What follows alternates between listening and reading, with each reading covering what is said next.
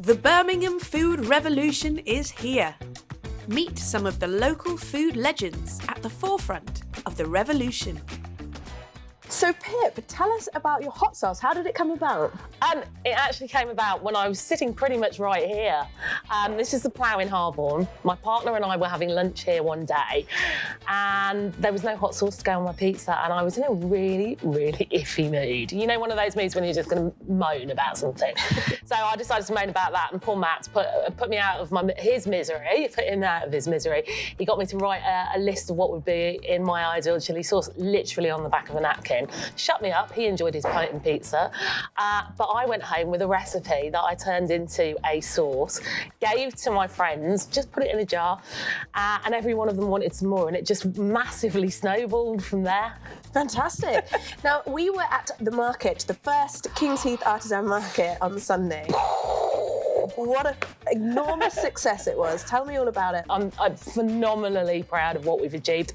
As a small business, I rely on doing markets, and I have done for the last 10 years as a micro business. And I've gained different experience and insights. And literally last year when I was recovering from an operation, so sitting in a hospital bed on lots of interesting chemicals, I decided that I would have a go. I set up a company called Pip and Pals, which actually this morning I've just found out has been, we've turned it into a community interest company, so I'm really excited. Congratulations. About the potential for that, thank you. And we started dabbling in markets. The reason for doing this is that as a small micro business, there are some challenges that I've found that haven't been met, and I think I'm in a position to do that, both from the market side and from the development of the micro business side. So it isn't just about the amazing, fantastic community event I put on Sunday. It's also about hopefully going forward as a CIC, working with micro businesses and helping them avoid some of the pitfalls that we've had to overcome over the last 10 years. Fantastic. So excited. That is really exciting. Yeah. So you'll be providing them support and mentorship to help them find their feet and have the success that you found with the absolutely. I mean, one of the big things that we found is that there is help out there, but it's a lot of it. I hate to say this, you could discover in 20 minutes on Google, and also a lot of it is maybe a couple of steps ahead. That's fine if you see yourself as an entrepreneur who sees yourself in having an enormous business in a year, 2 years' time. But if you want to maintain a micro business and grow slowly, there are a lot of steps that are missed out and advice that's missed out, and we're in a position to be able to bridge that and give that advice. So that's one of the reasons. It's not just about putting on fantastic events like the King's Heath Artisan Market on Sunday. It's also about providing that advice and mentorship. And of course, we've got the network of other small businesses that are happy to share that information, and we can match with emerging new businesses. Super, sounds amazing. And tell us more about the future of the market. I mean, it was so busy. It was the amount of people I saw coming up to you and just saying, wow. And your sauce was flying off the shelves. Loads of the other traders sold out. Yeah, absolutely. Featherstone's Bread, which is a female-led bakery in King's Heath, actually, where the market was.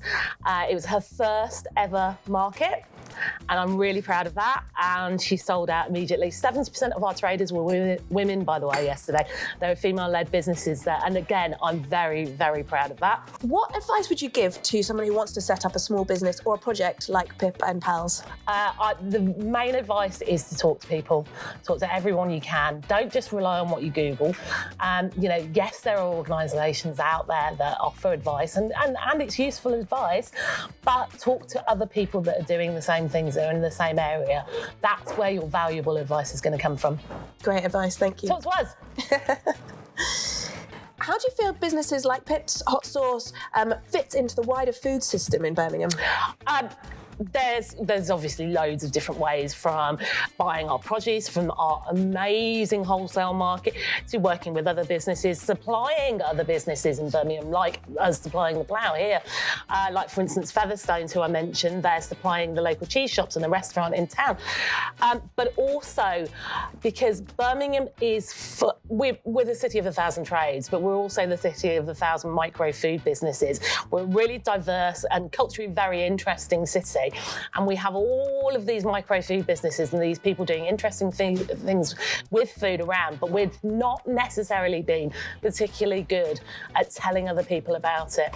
Now, there's obvious things that I won't go into that have happened in the last couple of years that have started people in Birmingham saying, you know, we're a thing, we're good, we're brilliant, we're not rubbish. You know, don't just look at the accent, which I don't mind, Pam. You know, there's a lot more to us, and we're better at shouting about ourselves. So we always have been a city of food heroes, but now is the time that we can really start shouting about it. Fantastic. Thank you so much, Pip, our local food legend. Thank you very much.